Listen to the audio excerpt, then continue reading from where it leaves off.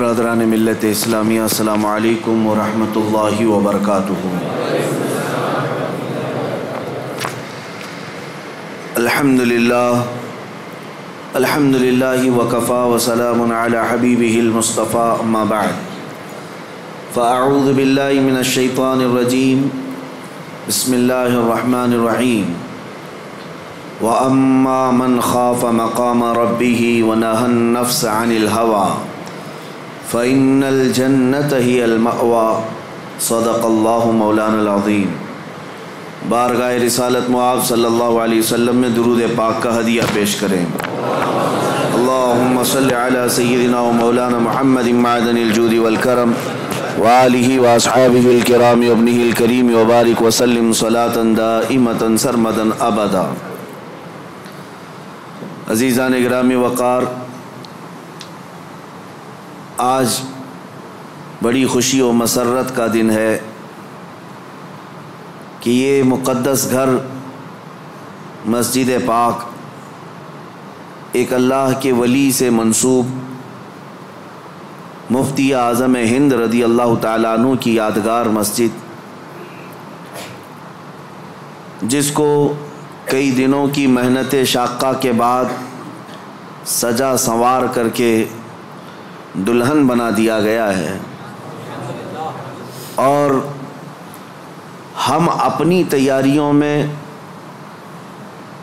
اور اپنے گھروں میں جب کبھی نئی تعمیر کرتے ہیں تو لوگوں کو بلا کر کے دعوت کرتے ہیں، کھانا کھاتے ہیں اور کھلاتے ہیں، اور اللہ کے گھر کو جب سجایا جائے تو حقیقی دعوت یہ ہے کہ ذکر کی غذا کھلا دی جائے۔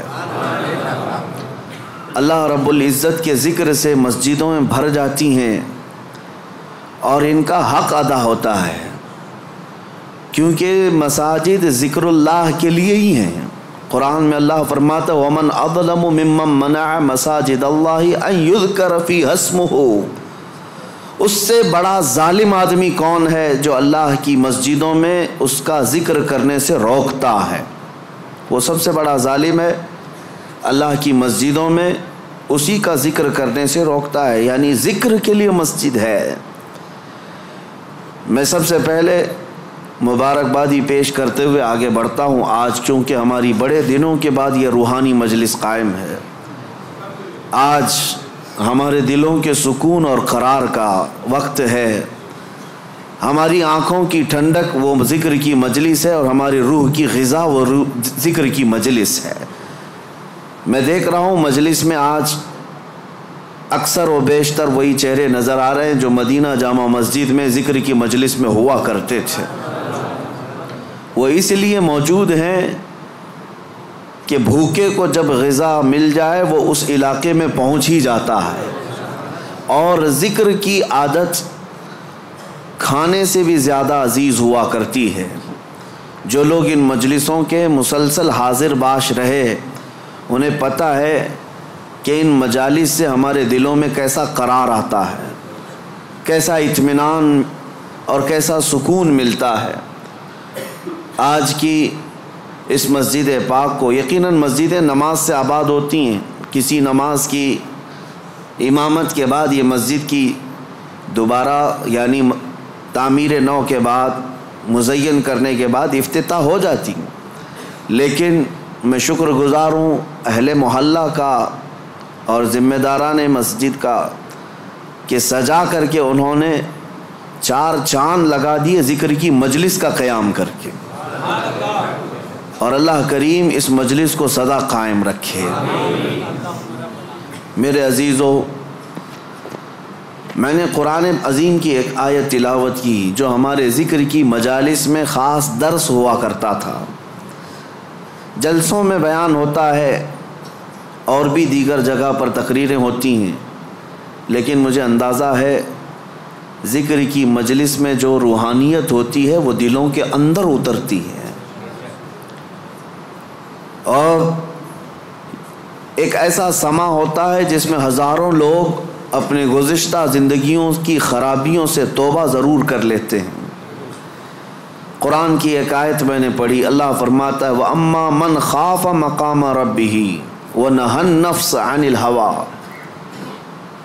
اور وہ شخص جو اپنے رب کے حضور کھڑے ہونے سے خوف کیا، ڈر گیا، وَنَهَى النَّفْسَ عَنِ الْهَوَىٰ، اور خواہشات نفسانی کے خلاف کیا، نفس کچھ اور چاہ رہا تھا، تم اس کی طرف نہ جا کر اللہ کے حضور کھڑے ہونے کا تمہارے دل میں احساس پیدا ہوا، خوف آ گیا، اس کا اجر جانتے ہو کیا ہے؟ قرآن کہتا ہے فَإِنَّ الْجَنَّةَ هِيَ الْمَأْوَىٰ، تو ایسے آدمی کا ٹھکانہ تو جنت ہی ہے، اس کا ٹھکانہ سیدھے جنت ہے۔ خواہشات نفسانیہ یہ ہر ایک کو دی گئی ہیں، یہ انسان کے ساتھ ساتھ چل رہی ہیں، اسی سے جنگ ہماری پوری کنٹینیو موت تک چلتی رہتی ہے۔ دنیا میں دوست بھی بنتے ہیں، دشمن بھی بنتے ہیں، دوست چھوٹ سکتے ہیں اور دشمن ختم بھی ہو سکتے ہیں، لیکن تمہارا نفس تمہاری موت تک ساتھ رہتا ہے، ہر گھڑی ساتھ رہتا ہے۔ وہ نفس ہمارے ساتھ ہے جس نے شیطان کو بھی گمراہ کیا۔ آپ سوچ سکتے ہیں، ہر برے کام میں ہم یہ کہتے ہیں کہ شیطان نے بہکا دیا، شیطان نے بہکا دیا، یہی کہتے ہیں، نماز نہیں پڑھے شیطان ورغلایا، بہکایا، صبح نماز میں نہیں آئے شیطان سلا دیا۔ مجھے یہ بتاؤ، آدم علیہ السلام کو سجدہ کرنے سے جو شیطان نے انکار کیا، اس کو کس نے منع کیا؟ ساری دنیا کو شیطان بہکاتا ہے تو شیطان کو کون بہکایا؟ تو محدثین فرماتے ہیں یہ نفس امارہ ہے جو ہر ایک کے ساتھ ہے، یہ شیطان کو بھی ہرا سکتا ہے، وہ شیطان کو بھی شکست دیتا ہے، وہ سب کے ساتھ ہے، وہ سب کے ساتھ ہے۔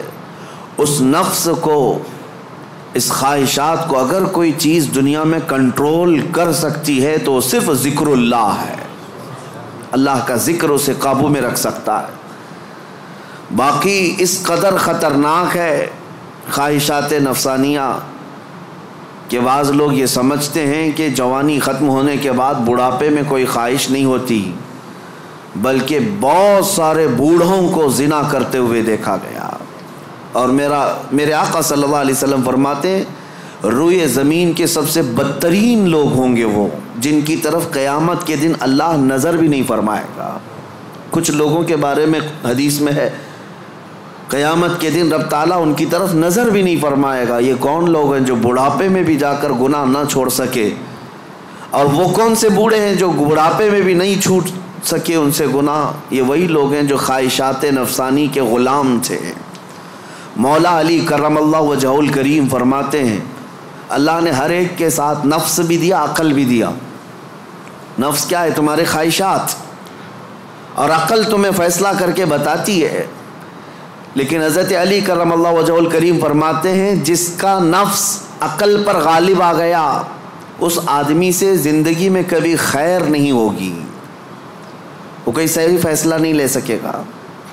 جس کا نفس اس کی عقل پر غالب آ گیا، اور جس نے اپنے نفس کو ہرا دیا، شکست دیا، تو اس کی عقل اتنی پاورفل ہوتی ہے کہ وہ ہزاروں کو زیر و زبر کر سکتا ہے اور دنیا کے بڑے فیصلے لے سکتا ہے۔ جس نے اپنے نفس کو کنٹرول میں رکھا، اپنے خواہشات کو اپنے تابع رکھا، خود اس کا غلام نہیں بنا۔ میرے عزیزو، قرآن کی ایک آیت میں آپ کو بتاتا ہوں، کتنا بڑا لفظ اللہ تعالیٰ نے قرآن میں فرمایا، توجہ، کتنا بڑا لفظ ہے یہ۔ ارأیت من اتخذ الہہ ہوا، اے محبوب کیا آپ نے نہیں دیکھا کچھ لوگ ایسے ہیں جنہوں نے اپنی خواہشات کو اپنا خدا بنا لیا۔ معبود، الہ کا مطلب ہے معبود، جس کی عبادت کی جائے اس کو کیا کہتے ہیں؟ معبود۔ اور قرآن کہتا ہے کچھ لوگ ایسے ہیں جنہوں نے اپنے نفس کو، اپنی خواہشات کو اپنا معبود بنا لیا۔ یہ قرآن کی آیت ہے، 2 جگہ آئی ہے۔ اب اتنا بڑا لفظ نفس کے لیے اللہ فرما رہا ہے کہ کئی لوگوں نے اس کو بت بنا لیا، اپنا معبود بنا لیا۔ کیوں؟ اس لیے کہ یہ وہی کرتے ہیں جو ان کا نفس چاہتا ہے، تو گویا کہ اس کی عبادت کر رہے ہیں، خواہشات کی پیروی کر رہے ہیں۔ نفس صبح اٹھا، گناہ کی طرف کھینچا، آپ چل پڑے، گویا کہ اس کی عبادت میں لگے ہوئے ہیں۔ کبھی تو اسے شکست دو، کبھی تو اسے ہراؤ۔ رات کے وقت گناہوں کے اڈوں پر جانے کی جیسی خواہش ہوتی ہے، کیا اپنے آپ کو مارتے ہو؟ میں تمہیں بتاؤں، خواہشات تو بہت دور کی بات ہے، گناہوں کی خواہشات بہت دور کی بات ہے۔ سیدنا ابو بکر شبلی رحمۃ اللہ تعالی علیہ سلسلہ قادریہ کے بڑے مشہور بزرگ ہیں، جن کے نام سے ہم شجرے میں پڑھتے ہیں، بہر شبلی شیر حق دنیا کے کتوں سے بچا۔ وہ حضرت ابو بکر شبلی جب رات کے وقت عبادت کے لیے آتے تھے تو اپنی آنکھوں میں نمک کا سرما لگاتے تھے۔ کیوں؟ صرف اس لیے کہ نیند اگر آئی تو گویا کہ میں اپنی خواہش کا غلام ہو گیا، اپنے رب کا نہیں۔ عبادت اس کی ہو رہی ہے اور میں خواہش کے پیچھے چل رہا ہوں، حالانکہ نیند جو ہے یہ فطری چیز ہے، کسی کو کہیں پہ بھی آ جاتی ہے۔ اولیاء کاملین تو اس سے بھی اپنے آپ کو بچاتے تھے کہ وہ آنکھوں میں نمک پھیر لیتے تھے جس سے آنکھوں میں خون نکل آتا تھا۔ لوگ کہتے بھی تھے تو کہتے کہ اگر اللہ کی عبادت کے دوران اونگ آتی ہے، جھپکی آتی ہے، تو ان آنکھوں کی سزا یہی ہے کہ انہیں نمک لگا دیا جائے۔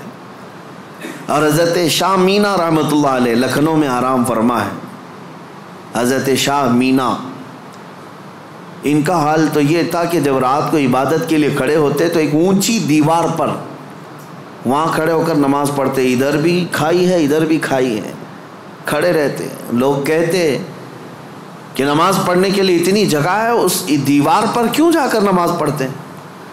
حضرت شاہ مینا فرماتے تاکہ میں ہمیشہ اللہ کی عبادت میں مصروف رہوں، اگر نیند آئی تو میرا جسم دیوار سے نیچے آ سکتا ہے اور اس جسم کو وہی سزا ملنی چاہیے جو اپنے رب سے غافل ہوتا ہو۔ نفس کے خلاف وہ اولیاء جنگ کرتے رہے، لڑتے رہے۔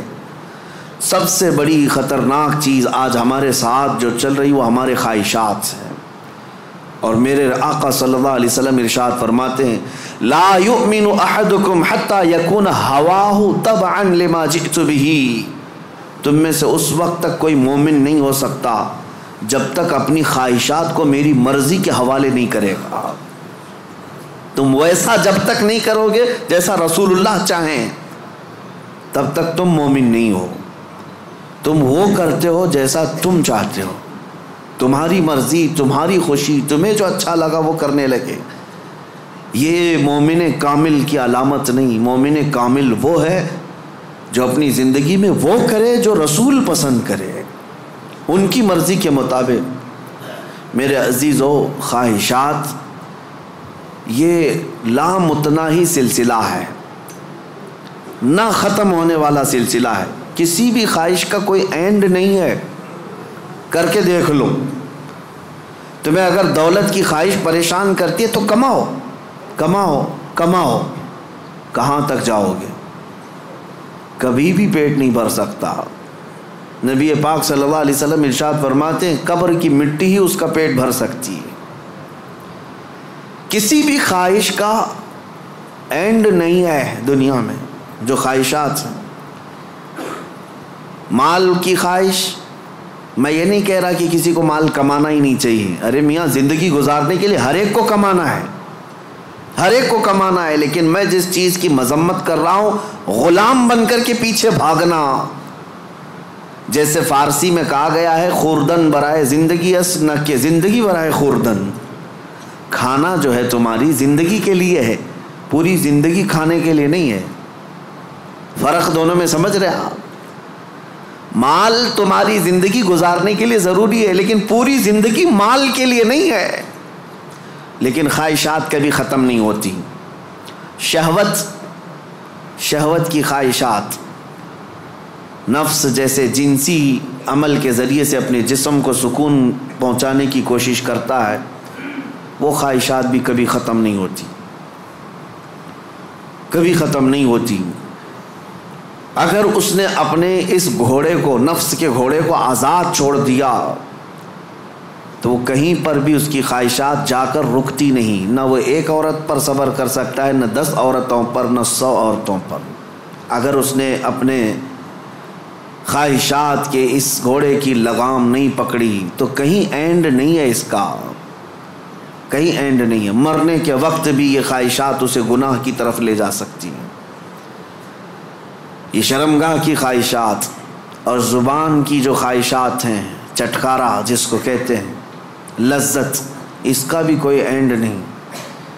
میں نے ایک ایسے صاحب کو بھی دیکھا، ان کے بیٹے میرے ساتھی تھے.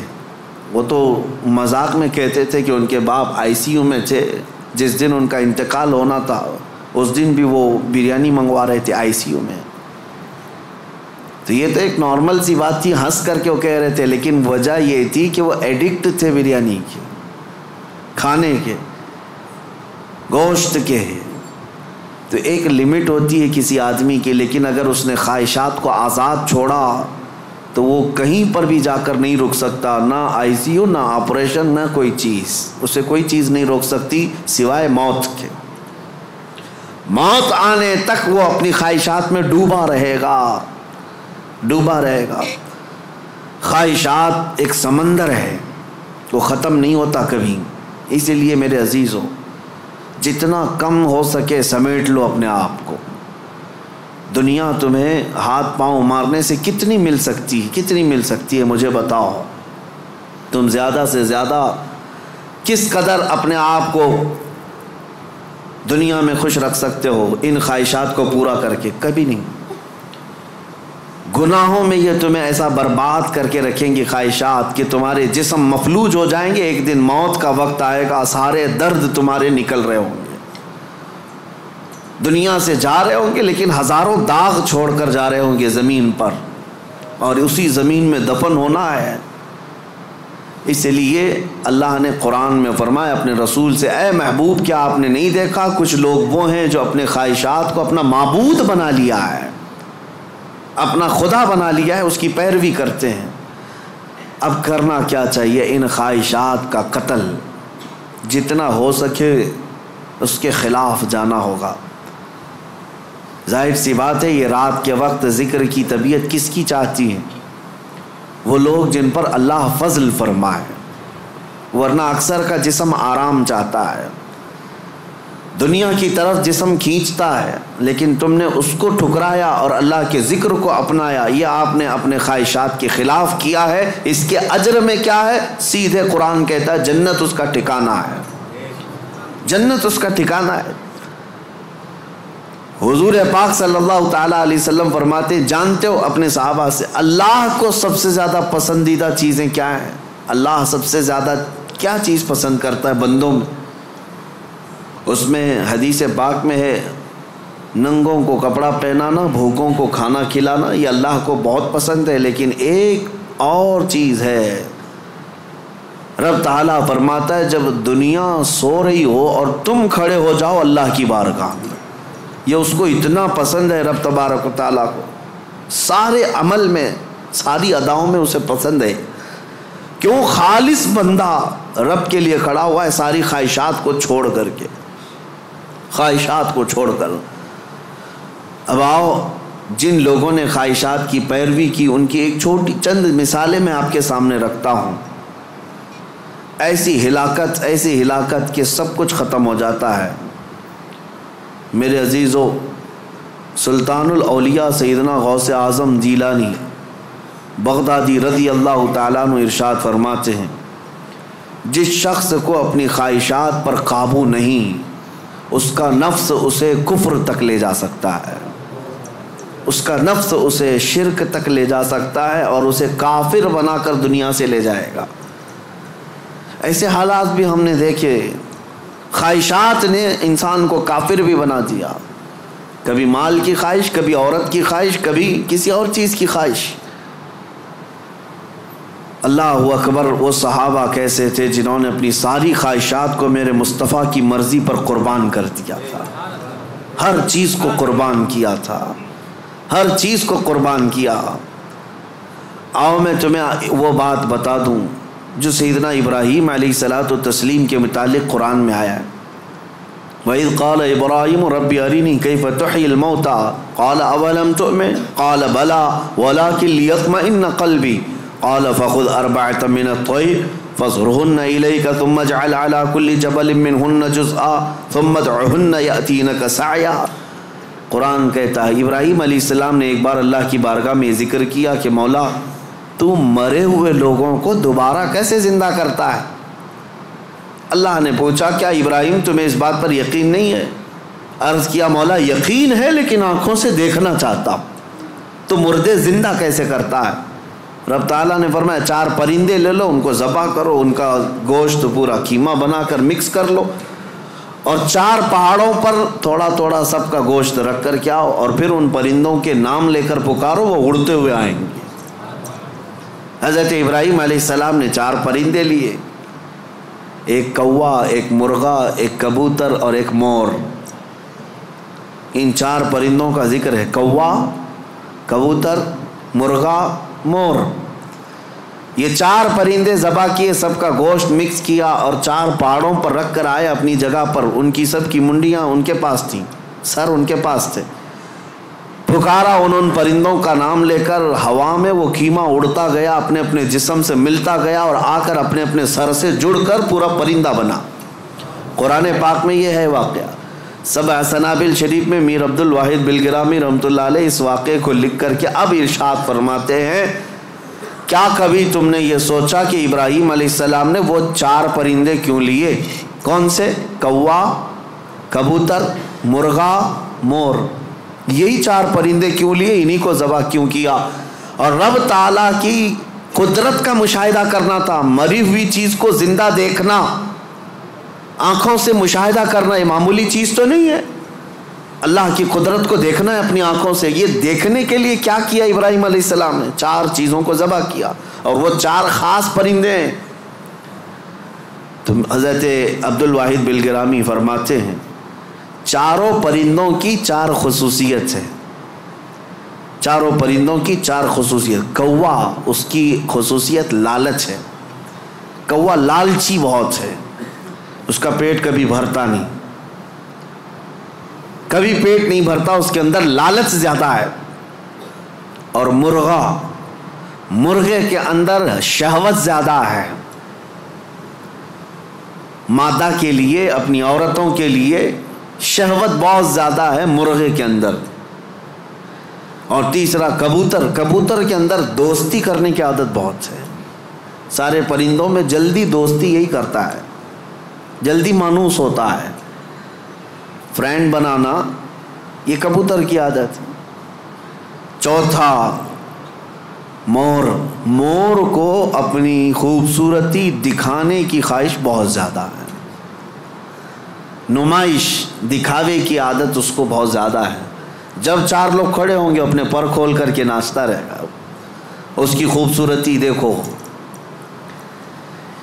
اب حضرت میر عبد الواحد فرماتے ہیں 4 پرندوں کی خصوصیتیں پتہ ہے؟ کوے کی لالچ، مرغے کی شہوت، کبوتر کی دوستی اور مور کی نمائش۔ فرماتے ہیں حقیقت میں ابراہیم علیہ السلام نے جانوروں کو ذبح نہیں کیا، ان کے اندر موجود بری عادتوں کو ذبح کیا۔ ابراہیم علیہ السلام نے کوے کو نہیں لالچ کو ذبح کیا، مرغے کو نہیں شہوت کو ذبح کیا، کبوتر کو نہیں بلکہ ایرے غیرے کی دوستی کو ذبح کیا، مور کو نہیں دکھاوے کو ذبح کیا۔ اور جب بندہ یہ 4 بری عادتوں کو ذبح کرتا ہے، مولا اس کو اپنی قدرت کے مشاہدے کراتا ہے۔ رب تبارک و تعالیٰ کی قدرت کے وہ مناظر دیکھ سکتا ہے، مردوں کو زندہ کیسے کیا جاتا ہے یہ دکھایا جائے گا۔ اس آیت میں ایک بہت بڑی عبرت کی بات ہے کہ اللہ کے نبی کو یہ حکم دیا گیا۔ اس طرح میرے عزیزو، اگر ہمارے اندر موجود یہ خواہشات، یہ سب کا تعلق خواہشات سے، لالچ، شہوت، دوستی اور ریاکاری، سب کا تعلق نفس سے ہے، یہ سب کا تعلق نفس سے ہے۔ لالچ کو ختم کر لو، شہوت کو ختم کر لو، کنٹرول میں رکھو، اور دوستی کے لیے بہت سارے لوگوں کو برا لگ رہا ہوگا، کیا دوست نہیں بنانا چاہیے؟ یقیناً دوست بناؤ، میں آپ کا دوست ہوں، آپ میرے دوست ہیں۔ یہ دوستی کس بنیاد پر ہماری بنی ہے؟ صرف اور صرف اللہ اس کے رسول کی بنیاد پر۔ جو دوستی اس بنیاد پر بنی ہو وہ دوستی جنت تک لے جائے گی، اور جو دوستی صرف حرام کاریوں کی بنیاد پر بنی ہے، قیامت کے دن کچھ لوگ تو بیچارے یوں ہی جا رہے ہوں گے دوزخ میں، وہ کچھ کیے نہیں تھے، وہ یوں ہی جا رہے تھے۔ کیوں؟ قرآن کہتا ہے وہ چلا رہے ہوں گے، یا ویلتا لیتنی لم اتخذ فلانا خلیلا، اے کاش میں فلاں کو دوست نہیں بنایا ہوتا تو اچھا ہوتا، اس نے گناہ کیا، پکڑ میری بھی ہو رہی ہے، پولیس چھاپا مارتی ہے، اور جو گناہوں میں ملوث ہے یا غیر قانونی کاموں میں ملوث ہے اس کو تو دھر دبوچتی تو ہے ہی ہے، لیکن پھر کنیکشن دیکھتی ہے کس کے ساتھ، یہ کس کے کانٹیکٹ میں تھا، پھر ٹریک کیا جاتا ہے، کہاں ٹریک کر کے اٹھاتے رہتے ہیں۔ ابھی ہمارے علاقے میں 6 مہینے پہلے کچھ وائلیشن ہوا تھا جس میں پکڑتے 150 تک کو لے کے گئے، صرف اس لیے کہ مین آروپی جو کام کیا تھا اس کو انہوں نے موبائل میں ادھر ادھر فارورڈ کیا تھا، یا صرف دیکھ کر کے اپنے پاس محفوظ کیا تھا۔ گناہ میں برابر کے شریک دنیا میں سمجھے جا رہے ہیں۔ تو دوستی میرے عزیزو یہ خواہشات پر اگر ہے تو یہ جہنم میں لے جانے والی ہے، اور ریاکاری یہ بھی بہت خطرناک چیز ہے۔ جس نے ریا کیا، دکھاوے کے لیے کوئی بھی کام کیا، قیامت کے دن سب اس کے منہ پر مار دیا جائے گا۔ اب آؤ خلاصہ میں آپ کو بتاؤں، خواہشات کو اگر کنٹرول پر نہ رکھا گیا تو سنو 2 روایتیں میں آپ کو بتاتا ہوں۔ اگر انسان اپنے خواہشات کو کنٹرول میں نہ کیا تو وہ جانور سے زیادہ ذلیل ہوتا ہے۔ یہاں تک کہ بزرگوں نے لکھا ہے کہ وہ اپنی ماں سے زنا کر سکتا ہے اور بیٹی سے بھی زنا کر سکتا ہے، اگر اس نے خواہشات کو اپنے قابو میں نہیں رکھا۔ وہ سب کچھ کر سکتا ہے، اور ہوا ہے دنیا میں اور ہو بھی رہا ہے۔ یہ ہمارے لیے حیرت کی بات ہے، تعجب کی بات ہے، اس لیے کہ ڈر لگتا ہے، لیکن بے شمار ایسے معاملات موجود ہیں میاں، یہ تو ہم معاذ اللہ نعوذ باللہ پڑھ رہے ہیں اس بری خبر کو سن کر، تمہیں حیرت ہوگی۔ کچھ ایسے لوگ ہیں جو کورٹ میں آئے ہیں بھائی بہن شادی کرنے کے لیے، اجازت مانگنے کے لیے، سگے بھائی اور بہن، اور اتنا ہی نہیں بلکہ عرب ممالک میں خود ہو کر کے آیا، کئی گھروں کے اندر یہ بے حیائیاں موجود ہیں۔ بہنوں کو محفوظ رکھنے کے لیے بھائیوں سے دور کیا جا رہا ہے۔ کیوں؟ خواہشات پر کنٹرول نہیں، انہیں ڈر ہے اپنے سگے بھائی سے، اسی کے ماں سے پیدا ہوا بھائی، اس سے خاتون ڈرتی ہے۔ یہ ان علاقوں میں نے دیکھا ہے، ان علاقوں میں، اگر میری بات غلط ہو تو مجھے بتانا ہو، عرب ممالک کی بات میں کر رہا ہوں، کئی گھروں میں خواتین اپنے سگے بھائیوں سے ڈر کر کے رہتی ہیں کہ وہ اکیلا پائیں تو ہماری عزت کے ساتھ کچھ بھی کر سکتا ہے۔ اللہ کی پناہ، یہ کب ہوتا ہے؟ جب خواہشات کے گھوڑے کو آزاد کر دیا جائے۔ یہ کبھی قابو میں نہیں آئے گا، یہ کبھی قابو میں نہیں آئے گا۔ اس کو قابو میں کرنے کے لیے دنیا کی طاقتیں، کوئی انجیکشن اور ٹیبلٹ نہیں، اس کو صرف اور صرف اللہ کا ذکر کنٹرول میں لا سکتا ہے، قابو میں لا سکتا ہے۔ جب تم اللہ کے ذکر میں شامل ہو جاؤ یا خود سے کرو، نفس اپنے خواہشات سے باہر نکلتا ہے اور تمہارے دل کے اندر ایک قرار اور سکون آتا ہے۔ تم توبہ بار بار کرتے رہو گے اور اس سب سے نکلنے کی بار بار خواہش کرتے رہو گے، اور اس کو چھوڑ دو، دیکھو کتنے خواہشات جنم لیتے ہیں، کتنے خواہشات جنم لیتے ہیں۔ اسی لیے نبی پاک صلی اللہ تعالیٰ علیہ وسلم نے ارشاد فرمایا، خواہشات انسان کو کہاں لے جاتی ہیں۔ شاید ایک 7-8 سال پہلے کی بات ہے، مہاراشٹر کا ایک علاقہ ہے، ایک شہر ہے، بڑا مشہور شہر ہے۔ اب چونکہ مجھے کچھ بھی بولنا مشکل ہے، ساری چیزیں وائرل ہوتی ہیں۔ کوئی بھی اس جگہ کے لوگ اس کو غلط انداز میں نہ محسوس کریں. پہلے میں ہر چیز آپ کے سامنے ظاہر کرتا بولتا تھا. ایک شہر ہے، میں نے باضابطہ وہاں کی رپورٹ دیکھی تھی، آج بھی میرے ذہن میں وہ گونجتی ہے. 4 عورتیں، مسلمان عورتیں تھیں، قبرستان میں رات کے وقت جایا کرتی تھی. یہ بات تو لوگوں کو معلوم ہونے لگی. بعد میں کچھ لوگوں نے ان کا پیچھا کیا کہ آخر یہ کیوں جا رہی ہیں. تو ایک دن کچھ لوگوں نے جا کر کے دیکھا تو قبر کو کھود کر کے اس کے اندر اترتی ہیں اور پورے کپڑے اتارتی ہیں، ننگی ہو کر اپنا پخانہ ایک دوسرے کا کھاتی ہیں. نعوذ باللہ من ذالک. یہ کتنا گھناؤنا عمل ہے، بولنے میں 1000 بار شرم آئے. کیوں؟ یہ پکڑا گیا اور پوچھا گیا آخر کوئی جانور بھی تو نہیں کرتا ایسا. تو پکڑ کر کے تفتیش کرنے کے بعد پتہ چلا کہ ان کی خواہش تھی کہ وہ سفلی عمل پر قبضہ حاصل کر لیں، سفلی عمل پر، جادو پر کنٹرول حاصل کرنے کے لیے وہ چاہتی ہیں کہ یہ عمل کیا جائے. ان کو کسی بابا نے بتایا جتنا یہ گندا عمل کرو گے اتنا تم پاورفل جادوگر بن سکتے ہو. یہ خواہشات ہیں، یہ خواہشات ہیں. تم صرف اور صرف لوگوں میں اپنا تھوڑا سا رتبہ بڑھانے کے لیے سحر، سفلی اور جادو کے طریقے کو اپنانے کی کوشش کرتے رہے اور وہ حاصل کرنے کے لیے کتنا گرے. اور ممبئی شہر کا ایک محلہ ہے، یہاں پر بھی یہ خبر میرے پاس جو آئی اس کے افراد آج بھی موجود ہیں. یہ خواہشات ہیں. ایک بابا کو سفلی عمل کے اندر مہارت حاصل کرنے کے لیے روزانہ بستر پر خنزیر کو ساتھ سلانا پڑتا ہے. یہ اس سے بڑا عذاب کیا ہے جو دنیا میں تو خود جھیل رہا ہے. لیکن میں اس کا دوسرا رخ یہ بتاتا ہوں کہ اگر خواہشات پر کنٹرول نہیں تو انسان جانور سے زیادہ ذلیل ہوتا ہے، بہت گرتا ہے. ایسے بھیانک کام اس سے صادر ہوتے ہیں جو ہمارے وہم و گمان میں بھی نہیں آتے، سوچ میں بھی نہیں آتے. یہ نفس کا گھوڑا بہت تیز دوڑتا ہے. اس کو عقل پر غالب آنے نہ دینا کبھی. ان خواہشات کو اپنے دل پر یا اپنی عقل پر غالب آنے ہرگز نہ دینا، ورنہ اتنے بھیانک کام یہ کروا جاتا ہے. اللہ اکبر، اللہ اکبر. مدینہ طیبہ کے متعلق امام غزالی رحمۃ اللہ علیہ نے لکھا ہے کہ ایک شخص ایسا تھا جو لوگوں کے دفن ہونے کے بعد قبر کھود کر کے ان کے کفن چراتا تھا اور پھر اس کو بازار میں بیچتا تھا. لیکن ایک بار اس نے ایک خاتون کے قبر کو کھودا اور کفن چرایا. اس کی نیت خراب ہوئی، مردے کے ساتھ اس نے بدکاری کیا.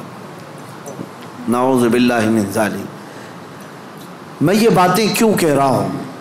یہ گناہ ضرور ہیں، بولنے میں مجھے بھی جھجک تو آ رہی ہے. دیکھیں جھریاں آ رہی ہیں جسم کے اندر، رونگٹے کھڑے ہو رہے ہیں. لیکن صرف اس لیے بتا رہا ہوں کہ ہم ایک مردے کو دیکھ کر کے سسک جاتے ہیں، سہم جاتے ہیں کہ کسی کی موت پر انسان کا جسم بے قابو رہتا ہے، غمگین رہتا ہے.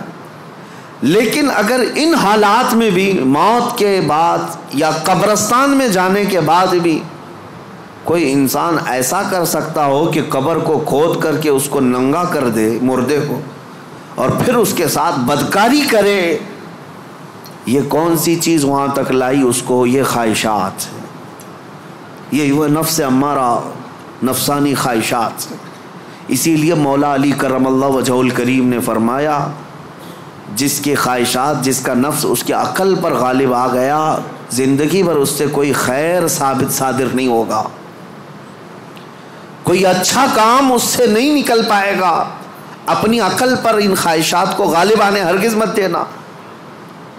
ہم نے دیکھا ہے یہ تمام معاملات تجربے کے طور پر. میں آج آپ کے سامنے یہ ذکر کر رہا ہوں کیونکہ آج علاج کا دن ہے. آج علاج کا دن ہے. ہمارے جو زخم لگے ہوئے ہیں ایک بار رحمان کو پکارو وہ سب زخم بھر جائیں گے. آج کی یہ مجلس علاج کی مجلس ہے. کہ تم اللہ رب العزت کو آج پکارو گے تمہارے زخم بھر جائیں گے. اور اسی لیے میں بارہا کہتا بھی ہوں ذکر کی مجالس میں شرکت کرو.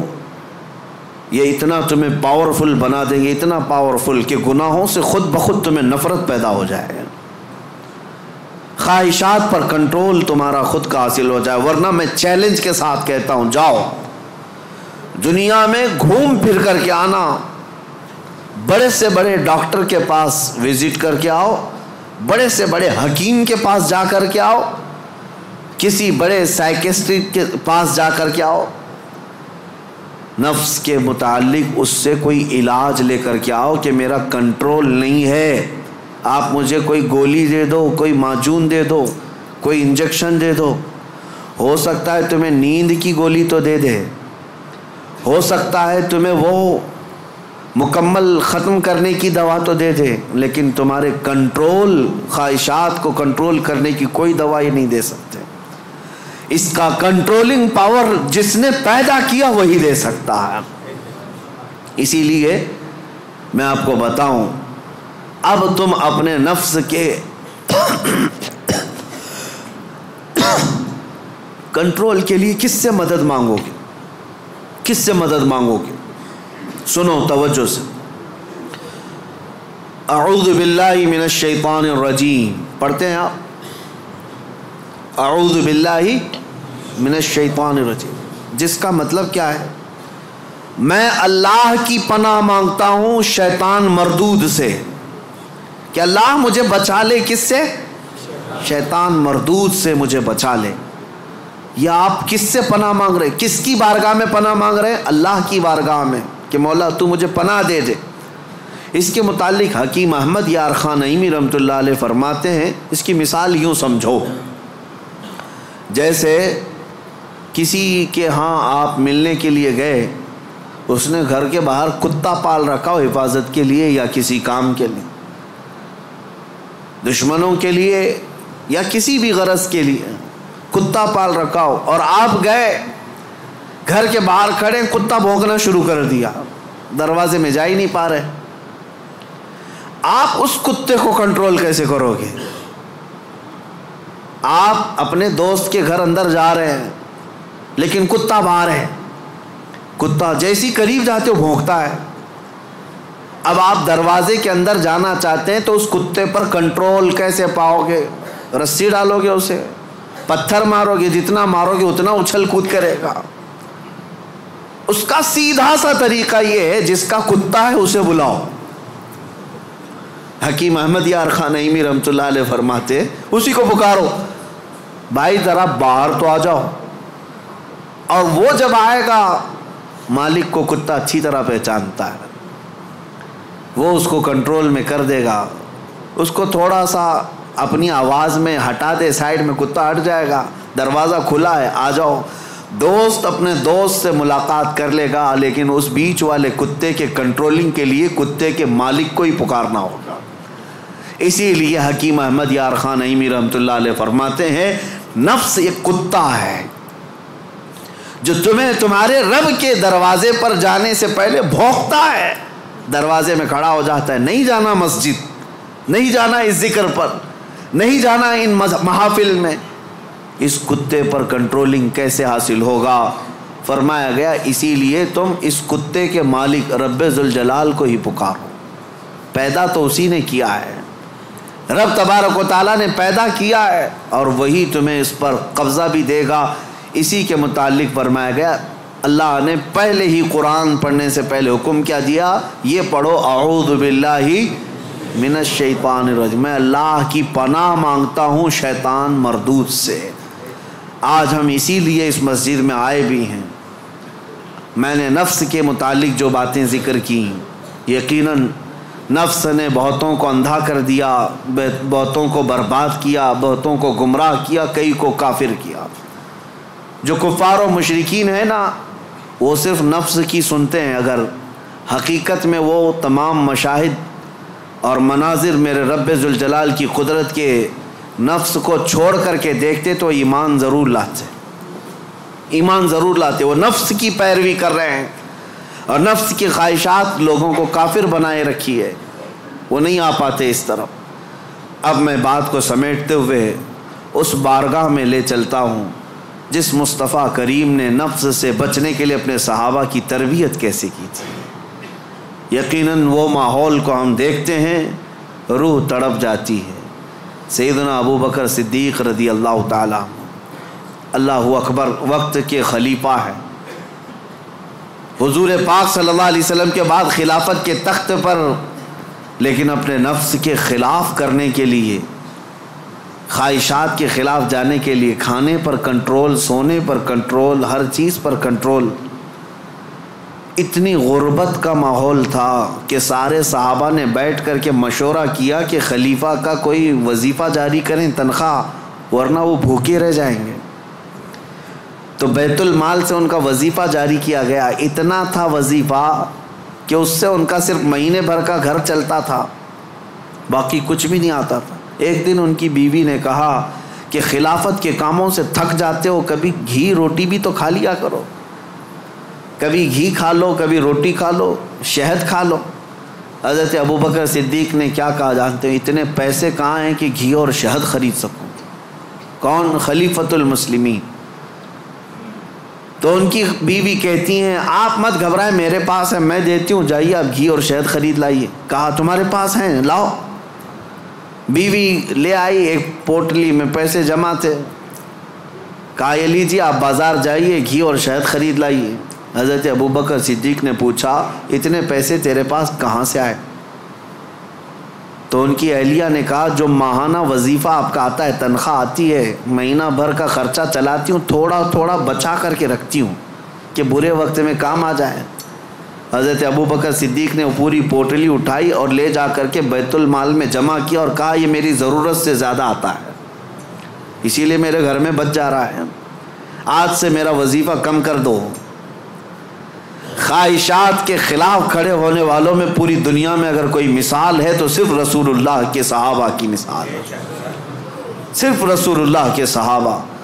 ایک حضرت نعمان بن مقرن ہے، ایک بادشاہ کے دربار میں گئے، حضور کی طرف سے سفیر بن کر کے گئے تھے، قاصد۔ تو بادشاہ کو جب پتہ چلا شاہ عرب مصطفیٰ کریم صلی اللہ علیہ وسلم کا ایک قاصد آ رہا ہے، اس نے سونے کی کرسی لگا دی اور ریشم کا قالین بچھایا۔ میرے عزیزو صحابہ، حضور کے ساتھ ہوتے تو وفاداری، حضور اگر دور ہوتے تو بھی وفاداری۔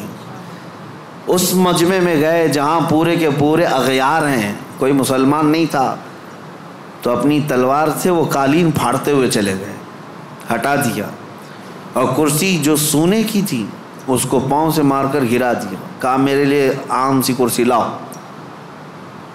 تو بادشاہ کہنے لگا اب تک میں نے اتنا شاندار رسپیکٹ استقبال کسی کا نہیں کیا جتنا ان کا کیا، کتنا غرور ہے تمہیں، کتنا تکبر ہے۔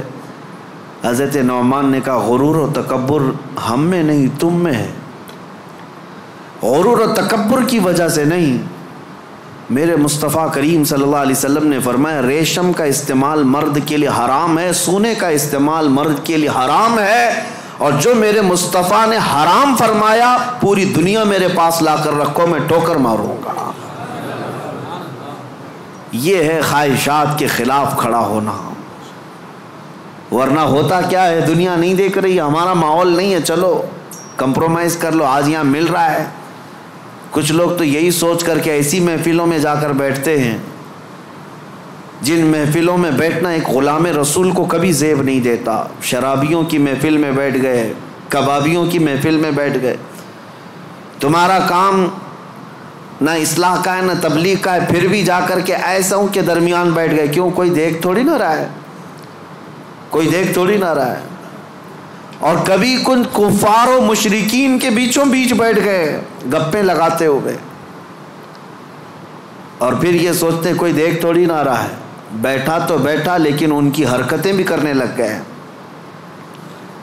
ایک صاحب، اور ویسے تو بہت سارے ہیں، خواہشات ان کو کہاں تک لے جاتی ہے، خاص طور پر نیتا گیری کرنے کے وقت سب بھول جاتے ہیں دین کیا ہے، اسلام کیا ہے، میرے مصطفیٰ کی تعلیمات کیا ہیں۔ چند لوگوں کو راضی کرنے کے لیے اور ایک کرسی کی خواہش کے لیے کسی بھی مورتی کے سامنے ناریل بھی چڑھا دیں گے, ککم بھی لگا دیں گے, سب کر لیں گے. اور پھر وہ یہ سوچتے ہیں تھوڑا سا کر لینے سے کیا ہوگا. وہ رسول اللہ کے صحابہ بادشاہوں کے دربار میں کھڑے ہو کر کے بھی کمپرومائز نہیں کرتے تھے. تو محلے گلی کوچے کی کرسیوں کے لیے دین بیچ جاتے ہیں. یہ خواہشات پر کنٹرول نہ ہو تو آدمی ہر چیز کا غلام ہے, ہر چیز کا غلام ہے. نیند کا غلام, مال کا غلام, عورت کا غلام, معاشرے کا غلام. یہ ساری حرکتیں جو آج نوجوان کرتے ہیں غلام ہیں, یہ غلام ہے. بہت سارے کام اس لیے کرتے ہیں کہ نہیں لوگ کیا بولیں گے. تم لوگوں کے غلام ہو, لوگوں کی خواہشات کے مطابق جینا چاہتے ہو, اس لیے تو بہت ساری چیزیں تمہارے آڑے آ جاتی ہیں. میں داڑھی رکھ لوں گا لوگ کیا بولیں گے, ٹوپی پہنوں گا لوگ کیا بولیں گے, میں علماء کے ساتھ بیٹھوں گا لوگ کیا بولیں گے, لوگ کیا بولیں گے. تم لوگوں کے لیے جی رہے ہو, غلام ہو. کئی ایسے ہیں جن کی غلامی کبھی ختم نہیں ہوتی. تم اللہ اس کے رسول کے لیے جیو. ان خواہشات سے باہر نکل آؤ, ان خواہشات سے باہر نکل آؤ. عزیزان گرامی وقار, ان خواہشات کو ختم کرنے کے لیے اگر کوئی سب سے پاورفل علاج ہے تو وہی میں نے کہا اللہ کا ذکر ہے. اللہ کا ذکر. قرآن کہتا الا بذکر اللہ تطمئن القلوب. آگاہ ہو جاؤ, اللہ کے ذکر سے دلوں کو سکون ملتا ہے. یہ میرا رب قرآن میں فرماتا ہے, اللہ کے ذکر سے دلوں کو سکون ملتا ہے. عزیزان گرامی وقار, زیادہ دنوں تک اپنے دل کو آوارہ مت رکھو, اپنے جسم کو آوارہ مت رکھو. مسجدوں میں آ جایا کرو. جمعہ میں بھی اس وقت تم پہنچتے ہو جب رکعت باندھ رہے ہوتے امام, تھوڑی دیر پہلے آ جایا کرو مسجدوں میں. خطبہ عربی میں سنتے ہیں تو دل پر وہ بات لگتی جاتی ہے, اگرچہ تمہیں سمجھ میں نہیں آتی لیکن میل دھلتا جاتا ہے. جمعہ میں بھی تاخیر سے آتے ہو اور پھر سلام پھیرنے کے بعد بھاگ جاتے ہو. تھوڑی دیر کھڑے ہو جاؤ, میرے مصطفیٰ کی بارگاہ میں سلام تو پیش کر لو. جب کھڑے ہو جاؤ گے سلام کے لیے, یقیناً رسول اللہ تمہیں تمہارے باپ کے نام سے پہچانتے ہیں. تمہاری طرف سے سلام آ رہا ہے تو کیا میرے مصطفیٰ جواب نہیں دیں گے؟ ادھر سے اگر جواب آیا تمہارے سلام کا تو یقیناً تمہارے دل کی صفائی ہے اس میں. ان محفلوں سے کب تک تم بھاگتے رہو گے؟ مسجدوں میں کبھی وقت سے پہلے آ جاؤ. حضور پاک صلی اللہ علیہ وسلم نے ایک چیز بیان فرمائی, وہ میں آپ کے سامنے رکھتا ہوں. منافق اور مومن کی پہچاننے کا طریقہ کیا ہے؟ حضور فرماتے ہیں منافق مسجد میں سب سے لیٹ آتا ہے اور سب سے جلدی بھاگتا ہے. مسجد میں سب سے تاخیر سے آتا ہے اور سب سے جلدی بھاگ جاتا ہے. اسی لیے مجھے ڈر لگتا ہے. آپ کو بھی خوف ہونا چاہیے کہ منافقوں کی فہرست میں ہمارا نام نہ آ جائے. دیکھتے رہتے ہیں ابھی ٹائم ہے, لاسٹ مومنٹ پر پہنچیں گے اور پھر ادھر ختم ہوتے ہی بہت سب سے پہلے بھاگیں گے. حدیث پاک میں ہے منافق کی علامت ہے. اور پھر دوسری علامت منافق کی کیا ہے؟ حضور فرماتے ہیں بازار میں بہت جلدی جاتا ہے اور بہت دیر کے بعد بازار سے نکلتا ہے. کافی دیر تک شاپنگ مال میں وقت گزارے گا, اس کا دل لگتا ہے وہاں پر, مارکیٹ میں شاپنگ مال میں گھومتا رہے گا. بہت جلدی مارکیٹ میں جائے گا اور بہت دیر سے نکلے گا. میرے عزیزو, یہ منافق کی پہچان اور دل کالا ہونے کی علامت. اور مومن کی پہچان میرے آقا فرماتے ہیں مسجد میں جلدی آتا ہے اور دیر سے جاتا ہے. بازار میں صرف اپنے کام کے حد تک جاتا ہے اور فوراً وہاں سے بھاگ جاتا ہے. مومن کی پہچان ہے. اس لیے میری یہ نصیحت ہے نوجوانوں کو کہ یہ ذکر کی مجلس قائم کرو. زیادہ دیر تک اپنے دل کو آزاد مت چھوڑو, زیادہ دیر تک دل کو آزاد مت چھوڑو, ورنہ یہ خواہشات تمہیں بہت دور تک لے جائیں گے. دل بوجھل ہو جائے گا, دل سخت ہو جائے گا, دل کالا ہو جائے گا. دیکھنا زمانہ ہو گیا آنکھیں روتی نہیں آج اللہ کی یاد میں. رب تبارک و تعالیٰ کی یاد میں روتے ہو کبھی؟ دل سخت ہو گیا ہے. حضور پاک صلی اللہ علیہ وسلم کی جدائی اور ان کی دوری کبھی تمہیں رلاتی ہے؟ موت آنے والی ہے, کیا وہ قبر کی سختیاں اور اس کی تنہائیاں تمہیں کبھی رلاتی ہیں؟ سوچ کے روتے ہو کہ کیا ہوگا میری قبر میں. جب مجھے ٹائٹ باندھ کر کے لوگ چھوڑ کر چلے جائیں گے کیا ہوگا میرے ساتھ؟ جب اوپر نظریں اٹھاؤں گا تو تختیاں بند نظر آئیں گی، گھٹن محسوس ہوگی قبر میں، کیا ہوگا؟ اس یاد سے کبھی آنکھیں روتی ہیں؟ یہ کیوں نہیں رو رہی؟ بہت دن تک تم نے دل کو آزاد چھوڑ دیا، بہت دنوں تک خواہشات کے پیچھے چلتے رہے، گھنٹوں تم موبائل میں بیٹھے رہے، گھنٹوں تم ٹیلی ویژن کے سامنے بیٹھے رہے، گھنٹوں تم میچ میں میدان میں گھومتے رہے، گھنٹوں شاپنگ بھی کرتے رہے، گھنٹوں لوگوں کے ساتھ گپیں بھی لگاتے رہے، لیکن اپنے رب کے حضور نہ کبھی بات کرنے کی فرصت ملی، نہ اس سے دعا کرنے کی فرصت ملی۔ تمہیں پتہ ہے دنیا والے مانگنے سے ناراض ہوتے ہیں، اور حدیث پاک میں ہے اگر بندہ مسجد میں آیا اور اللہ کی بارگاہ میں دعا نہ کر کے گیا، اللہ اس سے ناراض ہوتا ہے کہ مجھ سے مانگتا تک نہیں اب یہ بندہ، تمہارا مانگنا اسے پسند ہے پھر بھی تم مسجد میں نہیں ہو۔ یہ خواہشات ہیں جو تمہیں یہاں سے بھگا کر لے جاتی ہیں، تم گھنٹوں دنیا کے لیے گزار لیتے ہو۔ میرے عزیزوں بدل لو اس ذکر کی مجلس میں اللہ کی بارگاہ میں یہ دعا گو بھی ہوں کہ آج شاید اس سے قبل بھی یہاں پر ایک بار ذکر کی مجلس ہم سجائے تھے، بہت پہلے میں یہاں آیا تو ہوں، بیان ہوا ہے، ذکر کا مجھے یاد نہیں، اگر نہیں ہوئی تھی تو شاید یہ پہلی مجلس ہے اور اللہ اس کو ہمیشہ قائم فرمائے۔ میں رہوں یا نہ رہوں، ذمہ داروں سے گزارش ہے کہ اس مجلس ذکر کو اس نیت سے قائم رکھو کہ ہزاروں دلوں کے سکون کا ذریعہ ہے، ہزاروں دلوں کے سکون کا ذریعہ ہے۔ میرے عزیزوں بڑے بڑے کروڑ پتی لوگ آج آشرم جاتے ہیں، 2 دن 3 دن کی چھٹیاں لے کر اپنے پنڈتوں کے چپلوں میں بیٹھتے ہیں، وہ یہ چاہتے ہیں کہ دنیا کی ہمہ ہمی سے نکل کر کے کسی آشرم میں بیٹھے۔ ان کے دلوں کا قرار اور سکون کہاں ہے؟ کفر میں اور شرک میں۔ لیکن ایک حالت یہ ہے کہ تمہیں روز اللہ کریم سکون کے لیے یہاں بلاتا ہے، تم آتے نہیں، تو کم از کم اتنا تو کرو، ہفتے میں 1 مرتبہ اس طرح کی مجلسوں میں شریک ہو جائے۔ دنیا کو ایک طرف رکھیں گے، مصروفیات روز ہیں، کام کاج روز ہیں، رشتہ داروں سے ملنا روز ہے، میٹنگیں چلتی رہیں گی، کبھی ختم نہیں ہوتی، لیکن کبھی تو ایک دن سٹاپ کر کے یہ سوچیں کہ آج میرے رب سے ملاقات کی رات ہے، آج کا یہ ٹائم صرف اور صرف میرے رحمان خدا سے بات کرنے کا وقت ہے۔ اس لیے تو ان مجلسوں میں آ جایا کرو۔ ایک وقت آئے گا کہ جب تمہاری آنکھوں میں نور اور دل میں سرور ضرور داخل ہوگا، اس طرف آپ توجہ ضرور دیں، ورنہ آزاد چھوڑے رہیں گے تو یہ آزاد گھوڑا ہر میدان میں دوڑائے گا، نفس کا گھوڑا ہر میدان میں دوڑائے گا۔ اس کو اتنا آزاد نہ رکھو، اس کو لگام دو اور اس کے لگام کی رسی میرے مصطفیٰ کے قدموں میں ڈال کر رکھو کہ نفس کو اب جہاں جانا ہے۔ اب آپ سوچ سکتے ہیں رسول اللہ جو سید الانبیاء ہیں، سارے نبیوں کے سردار، وہ دعا کرتے تھے، کیا دعا کرتے تھے؟ اللہم لا تکلنی الی نفسی طرفۃ عین، اے اللہ میرے نفس کو میرے حوالے 1 منٹ کے لیے بھی مت دینا، تو اپنی حفاظت میں رکھ۔ رسول اللہ کا کون سا نفس تھا؟ میرے آقا کا کہاں کیسا نفس ہے؟ کیا کبھی آپ نے حدیث میں کسی روایت میں سنا کہ حضور نے نفس کی یا خواہشات کی پیروی کی؟ کبھی نہیں میرے عزیزوں۔ جو پتھر کا تکیہ رکھنے والے، چھال کے بستر پر سونے والے، پیٹ پر پتھر باندھنے والے رسول، کیا کبھی نفس کی غلامی کی؟ نہیں۔ اس کے باوجود اللہ کی بارگاہ میں دعا یہ کرتے تھے، مولا میرے نفس کو میرے حوالے مت کرنا 1 منٹ کے لیے بھی، پلک جھپکنے کے برابر بھی، تو اپنی حفاظت میں رکھ۔ اور ہم جیسوں کو کیا کہنا چاہیے؟ اگر ہم اپنے نفس کی حفاظت اللہ کے حوالے نہ کریں تب تو یہ اتنی تباہی مچائے گا، اتنی تباہی مچائے گا، سوچ بھی نہیں سکتے۔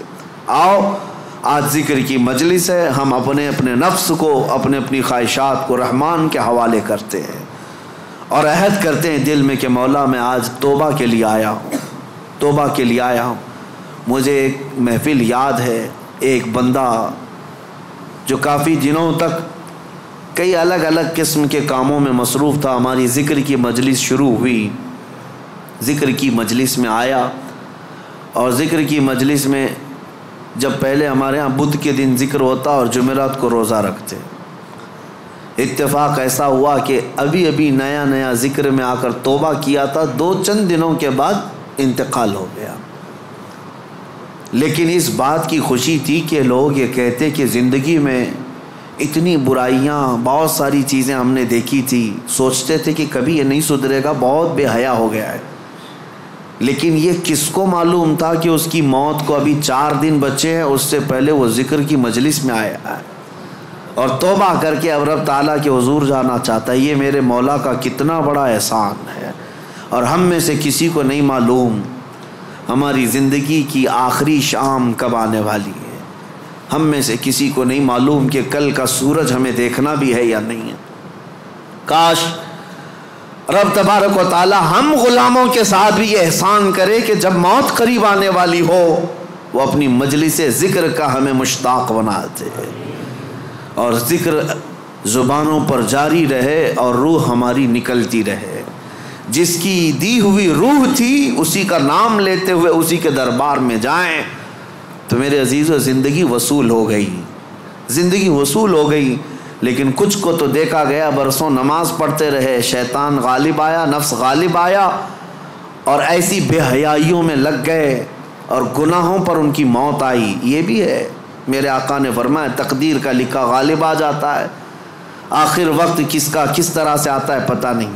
لگے رہو ان مجلسوں سے اور اپنے دل کو صاف کرنے میں لگے رہو.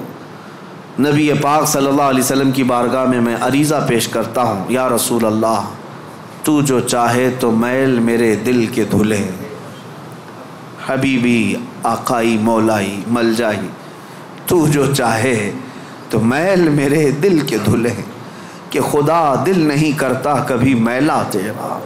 ایک میں کیا میرے عیسیاں کی حقیقت کتنی، مجھ سے 100 لاکھ کو کافی ہے اشارہ تیرا.